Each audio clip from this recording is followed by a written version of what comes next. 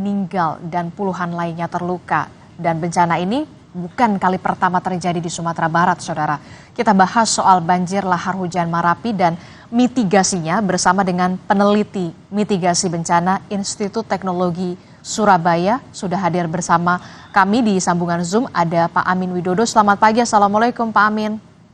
Selamat pagi, Mbak. Ya. Assalamualaikum warahmatullahi wabarakatuh. Waalaikumsalam warahmatullahi wabarakatuh. Pak Amin, ini kan kalau kita lihat ya, jumlah korban meninggal dunianya ini lebih dari 50 orang yang meninggal dunia. Bahkan datanya masih akan berubah begitu ya Pak ya. Dari sini, Anda melihat bagaimana soal mitigasi bencana? Kalau kita lihat banyak sekali korban meninggal dunia dalam banjir lahar Gunung Marapi ini. Pak Amin. Oke, jadi kalau kita lihat dari badan-badan yang menangani ini, terutama dari Pusat Vulkanologi, mereka yang memantau terkait dengan aktivitas Gunung Marapi, kita tahu bahwa sejak 2023 lah dia aktif terus-menerus sampai April 2024. Artinya apa? Selama itu ada material yang numpuk di sana, belum turun lah istilahnya, statusnya itu masih numpuk seperti itu. Nah kemudian dari BMKG mengumumkan bahwa akan ada sekitar pertengahan Mei atau 11 Mei itu akan ada hujan yang besar di daerah situ. Nah mestinya dua pengumuman ini mestinya harus disikapi oleh pemerintah setempat atau minimal masyarakat yang ada di sepanjang kali itu. Apalagi mereka sudah diingatkan sejak awal, yaitu pada waktu awal sebelum Lebaran itu sudah dikirimi pasir. Itu artinya hujannya masih sedikit. Nah, kalau hujannya besar maka yang datang adalah batu plus batu-batu besar tadi itu yang seperti yang sekarang terjadi itu. Jadi memang sebenarnya tanda-tanda itu sudah ada ya Pak, dari tadi Bapak sebutkan sebenarnya sudah membawa pasir lebih dulu ya Pak ya? Ya, pasir sama lumpur. Nah, satu hal yang mungkin, tapi mestinya ini, mereka sudah menyadari ini karena ada Gunung Marapi yang sudah aktif sejak lama, dan itu PVMBG juga sudah membuat peta terkait daerah rawan bencana 1 atau kawasan yang rawan bencana banjir lahar, itu sudah dibuat. Dan itu mengeliling, tidak hanya di Agam saja, tapi di Solo dan lain sebagainya, di banyak tempat. Artinya mereka sudah berpengalaman terkait dengan itu. Pada waktu banjir yang pertama yang besar tadi, sebetulnya kan membawa batu-batu besar tadi. Sungai itu tertutup oleh endapan itu. Jadi banjir berikutnya maka akan meluap seperti yang sekarang itu. Tidak lagi menempati itu, tapi menyebar kemana-mana. Jadi itu yang merusak rumah-rumah penduduk itu. Ini kan kalau kita lihat ya Pak ya, ini bukan kali pertama terjadi sebenarnya di wilayah Sumatera Barat. Tapi di segmen sebelumnya, saya sempat sedih begitu ketika warga tidak ada peringatan atau pemberitahuan sebelumnya dari pihak terkait, dari otoritas setempat bahwa ada terjadi hujan yang begitu deras di atas, kemudian sampai hitungan detik mereka harus menyelamatkan diri ke tempat yang mereka tidak tahu di mana yang lebih aman. Ini tanpa bermaksud untuk menyalahkan siapapun begitu. Seharusnya evaluasinya seperti apa? Seharusnya kan warga ini memang sudah diedukasi begitu Pak. Ketika hujan sudah ada peringatannya seperti apa, ketika nanti tanda-tandanya bagaimana, harus dievakuasi kemana, sudah disiapkan lebih dulu Pak. Bagaimana soal mitigasi sebenarnya? Sebenarnya dari petanya PVMBG tadi itu sebenarnya ada tanda panah bagaimana mereka mengungsi seperti itu. Memang peta PVMBG itu mungkin jarang sampai ke masyarakat mungkin ya. Jadi yang memiliki itu hanya dari BPBD atau pemerintah. Jika masyarakat itu tidak belum bisa menerima informasi seperti itu. Tapi sebetulnya kalau belajar dari itu sudah berulang-ulang, apalagi ada istilah, mereka sudah punya istilah sendiri namanya galodo, itu kan sebetulnya itu kearifan lokal yang dimaksudkan para leluhur dulu untuk mereka mempelajari tentang itu galodo. Jadi mestinya harusnya terhubung antara masyarakat yang di hulu sama di hilir. Jadi kalau di hulu itu ada tadi banjir bandang datang, mestinya dia sudah harus saling menginformasikan. Mhm. Dan itu tidak tersampaikan, edukasi itu bagaimana? Anda melihatnya perlu ada evaluasi kah di sini soal, edukasi semacam itu? Memang kalau dari PVMBG kan, sebenarnya sudah jelas begitu, namun sosialisasinya sampai kepada masyarakat ini, sepertinya kalau tadi saya melihat dari, warga yang sempat saya wawancara masih, apa ya, bingung begitu Pak, mau evakuasinya kemana, ke tempat yang lebih amannya di mana, kemudian setelah itu mereka harus apa, bahkan tidak bisa sempat menyelamatkan harta benda karena dalam hitungan detik. Saya tidak bisa membayangkan betapa paniknya warga di sana pada malam hari dengan listrik yang mati begitu Pak, tidak ada pemberitahuan. Jadi bencana itu sebenarnya tanggung jawab bersama, sebetulnya demikian. Jadi mungkin pemerintah belum bisa sampai menjangkau ke situ. Nah, mestinya ini ada masyarakat di situ, kemudian di situ juga ada masyarakat mungkin dari perguruan tinggi atau LSM. Nah, itu mestinya harus mulai saling membantu untuk mengantisipasi bersama. Nah, itu tadi mereka sebetulnya sudah punya Galudo tadi. Galudo itu pengalamannya jelas itu. Kalau saya lihat di berita tadi, ini sebenarnya sudah banyak terjadi di mana-mana ini. Mestinya itu harus menjadi perhatian mereka semua. Satu hal yang saya lihat itu, ternyata ini banyak orang-orang yang menempati di daerah KRB 1 tadi, kawasan yang dilewati banjir lahar. Ini seperti di Semeru pada itu. Jadi mereka menempati di situ jalannya lahar. Nah, mestinya ini, kalau saya sih menyarankan jangan di situ. Jadi memang harus pindah, jangan di sungainya. Karena sungai itu memang jalannya itu. Berarti Anda melihat memang topografinya di wilayah Agam, Padang, Pariaman, dan sampai akhirnya kemudian banjir lahar hujan Gunung Merapi ini terjadi, kemudian inilah dampaknya sampai sedestruktif itu Pak? Iya, karena sebagian ada yang menempati di bantaran di sungainya sendiri, karena memang banjirnya jarang istilahnya begitu. Terus seperti saya ungkapkan tadi bahwa Merapi ini sudah berulang-ulang dia, dan itu ada material yang masih banyak di atas sana. BMKG juga masih mengingatkan bahwa masih ada hujan. Artinya apa? Nanti kalau ada turun lagi itu karena sudah tertutup di daerah lembah sungai tadi, maka mereka akan menyebar kemana-mana dan itu lebih banyak nanti bisa korbannya seperti itu. Mestinya daerah ada istilah bantaran sungai itu, mestinya ya itu memang jalannya lahar. Bahkan kemudian juga Walhi juga sempat menyebutkan Pak, ini kenapa sedestruktif ini karena pembangunan yang tidak berbasis mitigasi bencana. Anda setuju dengan pernyataan ini?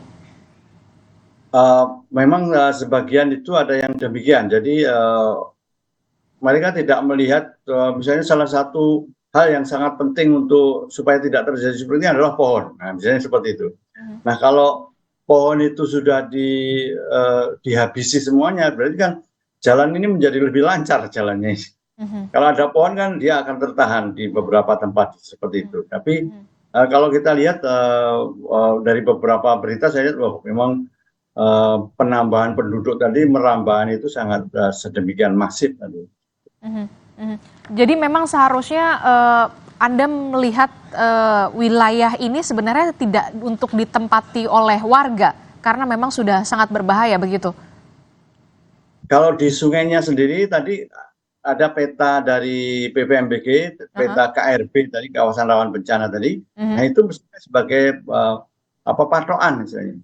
Kalau memang kita mau beraktivitas di daerah lembah sungai tadi, ya mungkin hanya untuk sawah, jangan untuk rumah-rumah. Jadi misalnya sawah nanti itu kebanjiran ya sudah, gitu seperti itu. Ini juga perlu diketahui bahwa kenapa Gunung Merapi itu membanjiri di daerah sawah tadi. Sebetulnya ini satu hal yang sangat penting untuk sawah itu sendiri karena dia mengirim unsur hara di situ. Jadi dia akan memperbaiki tanah yang ada di bawah-bawahnya. Itu tujuan Gunung Merapi itu. Oke, Pak, ini kan kalau kita lihat ya, memang kan ada beberapa zona yang kemudian juga cukup parah begitu ya Pak ya, imbasnya dari banjir lahar hujan Gunung Merapi ini ada di Agam, kemudian di Padang Pariaman, tanah datar begitu yang juga parah begitu. Apakah ada potensi juga banjir lahar hujan Gunung Merapi ini juga akan ke wilayah lainnya supaya warga di sana juga waspada, Pak?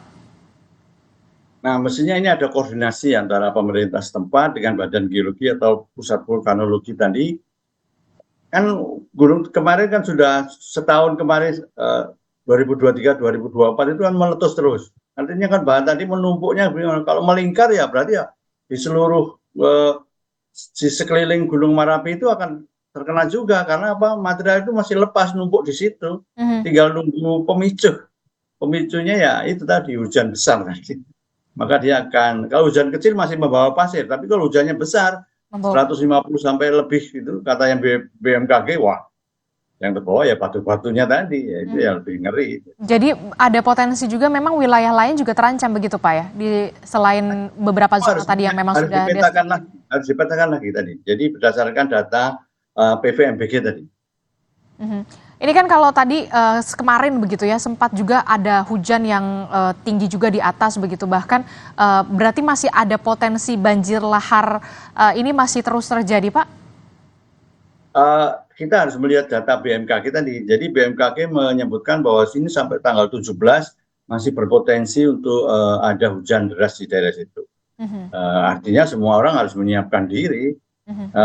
Ini waktunya kalau memang bisa membuat early warning system ya kita bisa menempelkan sesuatu di beberapa tempat di bagian hilir, sesuatu yang kalau ketabrak itu nanti dia bisa mengirimkan data kepada BPBD sehingga atau ke arah masyarakat di sekitarnya bahwa oh ini ada banjir bandang yang lewat, nah, seperti itu. Jadi semua orang sudah harus menyingkir seperti itu. Apalagi ada penyelamatan, kan berarti ini sangat penting juga ini. Oke, Pak terakhir Pak, soal ini evaluasinya, jangan sampai kemudian warga ini bingung harus kemana dan apa saja yang harus dipersiapkan ketika memang sudah ada peringatan akan ada hujan deras sampai tanggal 17 Mei begitu, termasuk juga relokasinya saran Bapak ini bagaimana untuk berbasis mitigasi bencana. Memang seharusnya wilayah ini tidak lagi ditempati atau dihuni oleh warga. Kalau relokasinya mestinya itu harus dilihat dari topografi tadi. Jadi ketinggiannya. Jadi kalau bisa di daerah yang lebih tinggi. Nah mestinya ini dari pemerintah lokal, dari PUPR, dari mungkin perguruan tinggi setempat ini bisa mengevaluasi daerah mana yang bisa aman terhadap banjir lahar ini. Tapi perlu diperhitungkan juga jangan sampai nanti membabati tempat lahan tadi, membabati hutan terlalu banyak sehingga malah tanah gunung di atasnya itu menjadi rawan longsor. Jadi mereka menempati di situ beberapa tahun kemudian kelongsoran bisa seperti itu. Jangan sampai seperti itu. Tapi untuk wilayah ini yang sudah hancur begitu tidak mungkin lagi untuk ditinggali berarti kalau menurut Bapak? Karena memang mungkin hanya untuk kegiatan ekonomi boleh lah. Jadi tidak untuk rumah-rumah.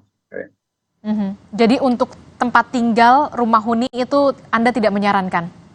Kalau saya lihat datanya seperti itu tidak menyarankan. Karena ini masih kalau Gunung Merapi masih aktif terus ya berarti nanti akan banjir bandang ya akan terjadi terus. Jadi seperti itu. Untuk evaluasi sendiri Mbak soal mitigasi, karena kan kita juga kalau bisa dikatakan masih minim sekali soal mitigasi, padahal kita berada di ring of fire.